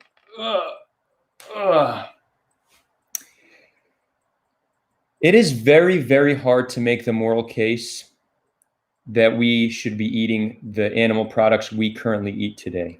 Okay, there are a few moral cases you can make. One is that you need it to be healthy, but I would say in order to do that, you need to try to be vegan first. Or two, you could just say that you don't give a shit about the suffering of animals. People could come at it from a religious perspective, and that makes it a little bit more complicated because they have religious backing them up. And Yehuda, maybe when I'm done, you'll want to chime in here. But just about every argument that people make in order to justify brutally torturing, and then killing animals is a bad argument. So we did it in the past. Well, that's just an appeal to nature fallacy. We also used to kill, murder. We used to murder, rape, and steal. Doesn't mean it's okay. We evolve as a species. We get better. Morality, the concept of morality, we build and evolve in order to make society better. So again, we used to have slaves. We understood that slavery is wrong. Today, we currently have a form of slavery. We have billions and billions of animals that are currently being exploited for their products. Why? Because they taste good, because for pleasure. We create unimaginable suffering to other beings because we like the way it feels in our mouth. Now, again, maybe some people need a little bit of meat to be healthy, perhaps. Maybe there's some religious connection, perhaps. But most of the animal products we're eating are not for health. There's all this junk food, the fact that they put eggs and dairy in cakes and baked goods. Why does that need to be there? Does that make you healthy? Is mayo a health food? So again, someone, whoever's saying that, I saw somebody say veganism is evil. It's actually not. To not see the merits in veganism itself is to in my opinion, be truly closed-minded, and it is a form of cognitive dissonance, because if anybody here were to see somebody abusing an animal, they'd be severely upset, but then they would go and spend money on somebody else to abuse an animal for them. So that's just my 2 cents on veganism. And I'm not even vegan. I was vegan for a while. I wasn't such a healthy vegan, so now I occasionally eat meat, but I make the maximum effort to reduce the animal products I eat, and sometimes I indulge, and that would be me acting hypocritical, and I acknowledge it. But let's not fool ourselves. There's very little moral cases to make to consume animal products at the way we currently do it. I could add. Yeah, you want to join in? Sure. I mean, I'm not a vegan. In my family, in my home, we don't really eat cows or chickens, and we don't want to support any of these industries. We do eat a lot of saltwater fish, and occasionally we have some lamb. But when we do have lamb, we generally get it from a shepherd we know, and we watch it be killed.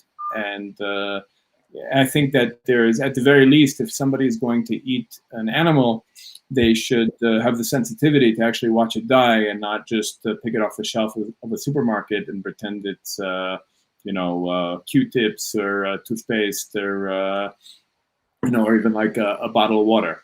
Like, it can't just be a commodity. It can't just be like something you pick off a shelf and pay for. And, you have to sensitize yourself to the fact that a creature has died so that I can eat. So I think it's, I think it's an important conversation that's taking place, and that's where we're at right now in my house. There's So that's awesome. Yeah, I have seen in recent years a movement that seemed to be started by Harav Kook, right? Because he kind of said that one day, I'm not coming from a religious perspective. I'm quite agnostic.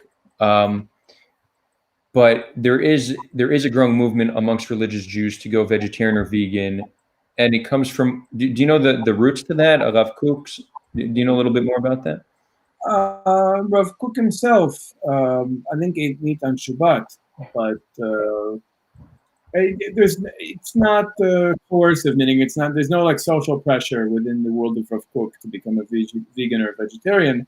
But there are people who are of that mindset, who subscribe to that philosophy and have also accepted, veganism. But it's definitely not. It's not something that I think anybody attending a yeshiva of run by the students of Rav Kook feels that they have to adopt in order to be part of the community or anything of that nature. Right. It's perfectly possible for the students of Rav Kook to be eating meat as well. Awesome. I love how this has turned into the great vegan debate. At this point, I really do have to run, but no problem. Really, thanks for having me. I hope we can do this again sometime. And anybody who wants to connect, catch me at visionmag.org, and we'll continue the conversation. For sure, Yehuda. It reminds me of when a band plays and they, everyone's asking for one last song. So you came on for one final thought. So I appreciate that. Yeah, thank you. Thanks so much for having me, Yehuda. My pleasure. Okay. So, any questions on veganism? We could stay on this topic. I'm down to do another 10 minutes with you guys, have a chat about different things. I saw Rafi, you said you'd love to come on. PM me. Let's set it up. I'm definitely open to bringing guests.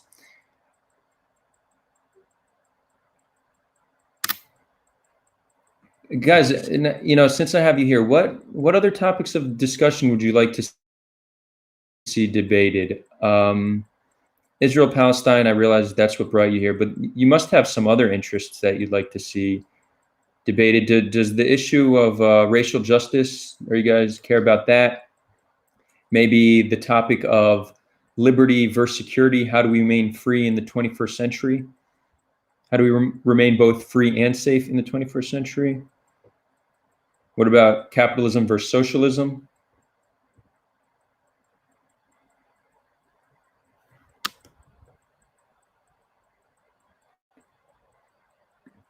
Benjamin, thanks for this comment. Adara, if you're familiar with it, Kosher explains that's slaughtering laws for people who don't know, and how it is based on making the animal not feel any pain.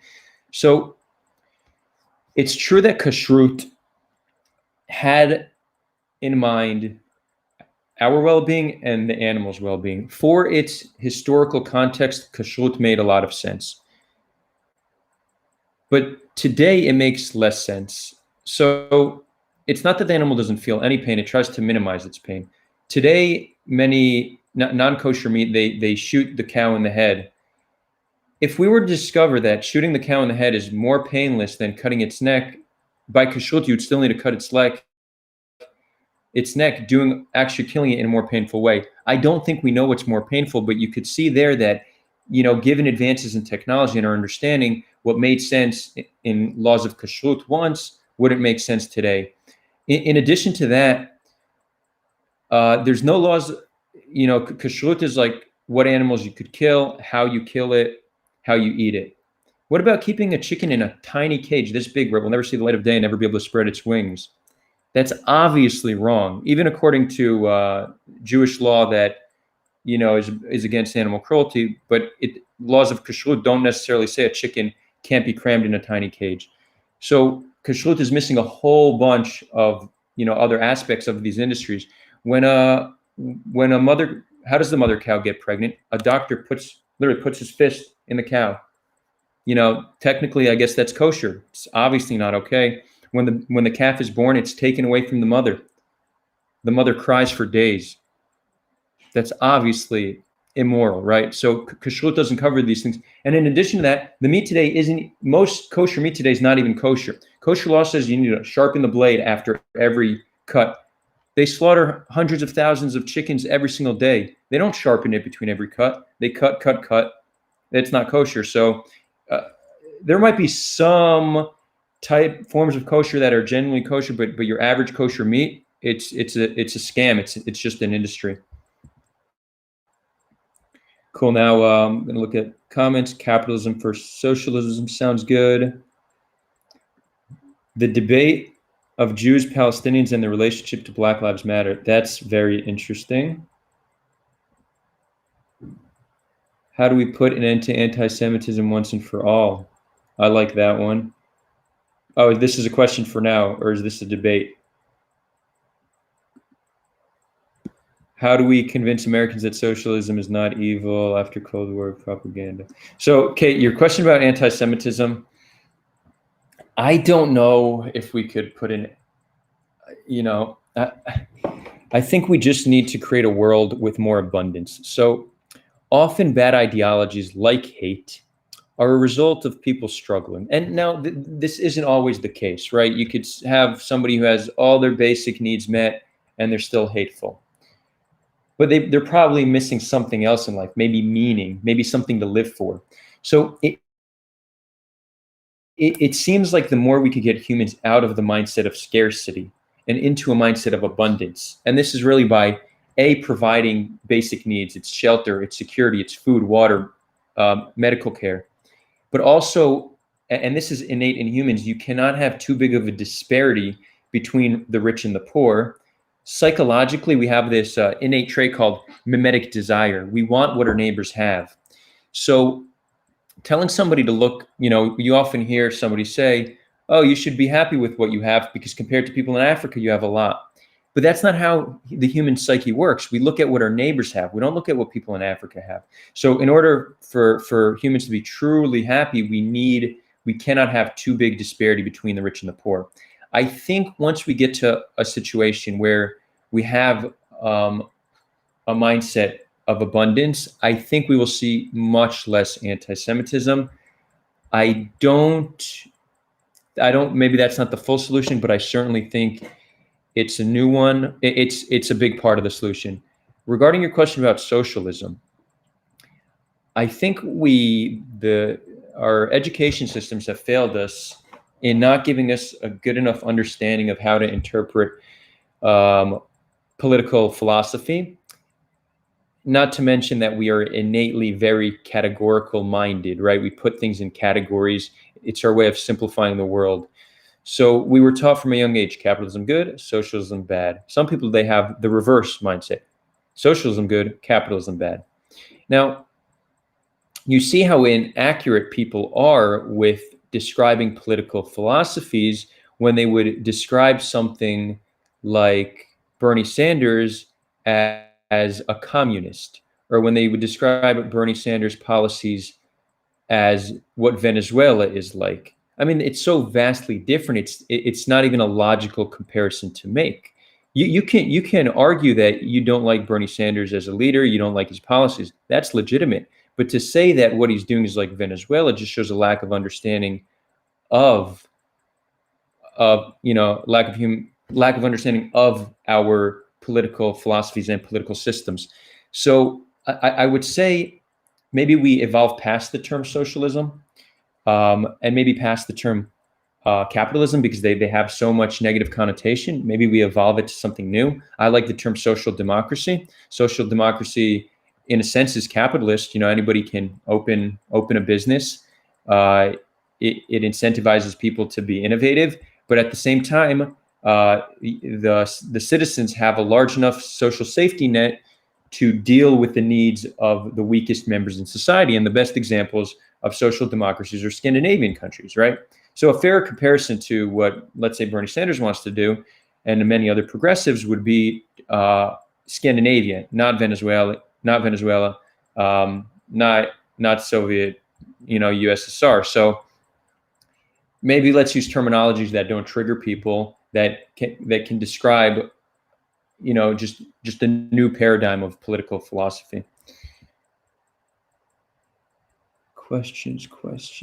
I was thinking I wanted to include some music in these discussions, but YouTube will then either take them off or demonetize the videos. So I'm not going to do it, but if anybody here is an independent artist and wants their music to be played on the show, send it to me, and I'm going to start getting independent people's music and playing it. Matthew, is it still? Welcome. You're a little late, but it's just me now. I'm just chatting. We're just having a friendly conversation. Something also that I'd like to mention. I opened a Patreon. For those who don't know, it's a way for content creators and artists to earn money. Currently, I don't do this full time. This is a part-time gig. I would like to dedicate more time to content creation and eventually even make it a full-time gig. So if anybody would like to support me on Patreon, the way it works, you could donate $1 a month, $2 a month. And the way, is to have a large enough group of people support certain artists and content creators that they can make this their entire living. And if I'm able to do that, then I will definitely up the quality, up the amount. I'm just going to take it to a whole new level. And, I'm working on building that out slowly. Now that I think about it, I don't even have a Patreon link in the description. I will put in the description for everyone who's watching this after it went live, and I'm going to put one in the live chat right now.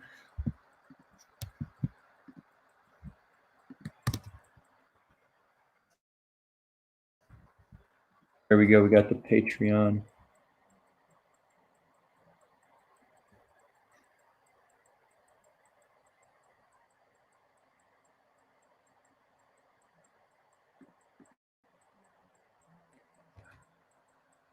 So Matthew's question is, would you ever consider doing discussion on LGBTQ plus issues within the Jewish world? For sure. I think that's an awesome topic. In general, Yehuda, he has a very Jewish oriented outlook. So I would like to have a deeper conversation with him about how we find which aspects of Judaism and Jewish culture we keep and which part we change. And he's very open to that. But something like, LGBTQ is, it is obviously an important issue. It's something that for most of history, most religions were not accepting of these people. And I would actually say up until now, Israel has done a relatively good job with LGBTQ rights. We have multiple pride parades a year. What I will say, though, is it's nowhere near where it needs to be, because the Rabbanut, which is the rabbinate, for those who are unfamiliar with the structure of Israel, I mean, Israel, in a sense, is a secular democracy, but it does have some elements of theocracy. There are some theocratic elements. For example, buses don't run on Shabbat, but the rabbinate is the body that oversees the Jewishness of law. So, for example, if you want to get married, you need to do it through the rabbinate. If you want to get divorced, you need to do it through the rabbinate. If a woman wants to have an abortion, she needs to get permission from the rabbinate to do so. I'd love to see this change. Religion has no place in politics, in my opinion, none. If there's values we extract from religion to place it in politics, fine. But it should not. They should not be intertwined. They should be completely separated. So the rabbinate also is not. It somewhat limits what the LGBTQ community can do. For example, there is, and I might be mistaken, but gay marriage is still not allowed. Gay and lesbian Israelis need to leave Israel in order to get married, and they do not let same-sex couples adopt children as well. So there's obviously progress that needs to be made. And yeah, I'd love to talk about this. Any last questions before we wrap up? Guys, if you haven't subscribed to my page yet, please do. I'm going live twice a week. I'm doing some other videos, running a podcast. And, you know, the content I do is really only as good as the guests that I have. It's only as good as the ideas that are implemented, and it's only as good as the audience that shows up. So, I just want to tell you all how much I appreciate you being here. But also, you know, I see you as part of this. I listen to your feedback. I listen to your opinions.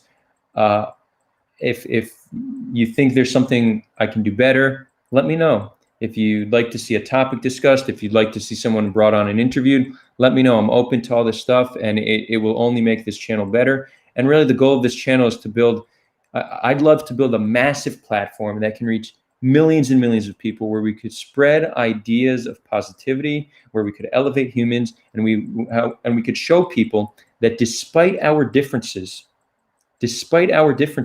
we can still come on and have a respectful dialogue. And you know what? I'm going to go on a little rant about cancel culture. Cancel culture. So I consider myself a social justice activist, okay? But there seems to be a growing orthodoxy in the social justice movement. And it's so vastly different from how I see the world in many ways. And I'm not going to get deep into it. I will dedicate some full live sessions to this, but the concept of cancel culture, because what we're doing is the opposite of cancel culture. I bring on people to this conversation.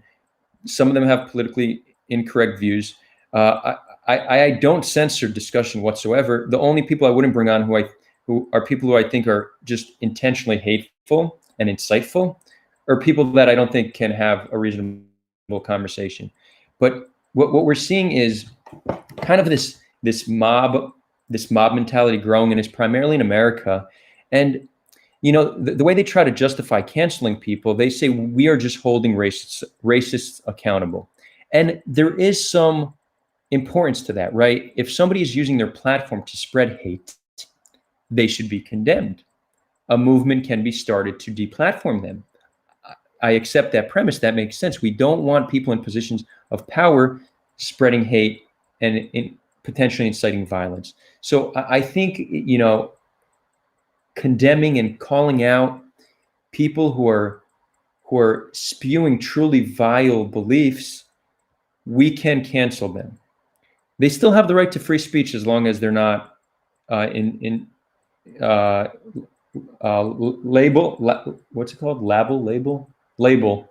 and inciting are the two things that are not protecting free speech. So that should obviously remain.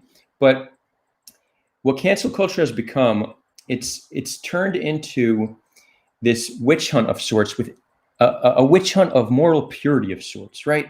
It's not if you're racist, it's if you disagree with how I view the world. It's if you don't agree with how I want to solve racism, you are the enemy and we will come after you and attack you. And people are trying to minimize that this is happening. Let me give you an example. Are you guys familiar with this being a white supremacist symbol? It's the OK symbol, but it's in recent years become a white supremacist symbol. I've heard that this became a white supremacist symbol as a joke, actually. They did it as a joke and it actually caught on. But there was a Mexican-American gardener, and he was holding this symbol out of his window, right? He was just cracking his knuckles, he claimed. Someone took a picture of him, he was fired. Is this the kind of society we want to build? Is this how we tackle racism? By witch hunts against people like this? Another example of a very famous story is Professor Brett Weinstein. Whoever doesn't know Brett Weinstein, he's a great thinker. I love his perspective. He was a university professor, and the social justice activists on his campus said that there will be a day where no white people show up to campus. It's a no white person day. And he refused. He said, I've been fighting racism my whole life, but this is not the way to do it. I refuse to fight racism with something I view as racist. The following day, a mob stormed his classroom, disrupted his class, and demanded he resign. It wasn't even safe for him to return to campus. He had to resign eventually. Why? Because he didn't agree with the method of social justice. So cancel culture is not just about condemning racists and bad people. It's a witch hunt for moral purity, and it's dangerous. What it does is people see it and they say, if that's what social justice is, I'm not on board. It weakens the social justice movement. It divides people. It's antagonistic. And it completely misses the point that we need to educate people, not shame people. We cannot take an approach where we think shaming people into submission is how we create social justice. It simply is not. If somebody says something that's racially insensitive, it's probably because they thought it was okay to say. Shame does not teach them. Education does. Education is key. Outreach is key. Empathy is key. Cancel culture and the social justice orthodoxy is none of that stuff. So I am a proud social justice activist. I am, but part of my fight as a social activist currently is fighting against this orthodoxy, which I think is tearing up the social justice movement from the inside out. It's creating more division between the races and the genders. It's doing nothing to progress social justice, and I'll continue to be vocal about this topic because it's very important to me. I'm going to dedicate a lot of the live sessions to this topic. And I think with that, we'll wrap it up. It's already 10:30 in Israel. It's been great, guys. A true pleasure. This Thursday, we have another debate with Rudy Rachman and Jason Damouni. Rudy's a fan favorite. Jason, it will be his first time. We are speaking on many new issues. I would love to see you all there. Much love, brothers and sisters all